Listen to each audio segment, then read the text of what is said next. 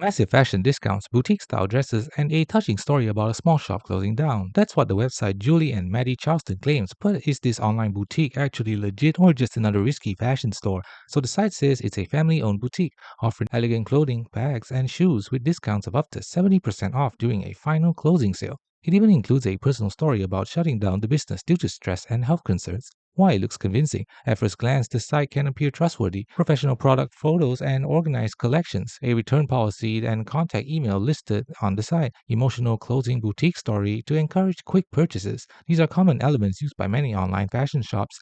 But there are several warning signs. The story constantly advertises final closing sale discounts, a tactic often used by dropshipping sites. Many similar Charleston boutique websites have been reported for low quality clothing shipped from overseas instead of local boutiques.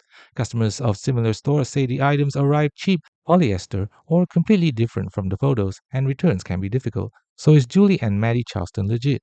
Right now, it appears high risk. The heavy discounts, emotional closing story, and similarities to other reported boutique scams are major warning signs. The bottom line, Julie and Maddie Charleston looks like a typical clothing boutique dropshipping store, so it's best to shop carefully or avoid it altogether.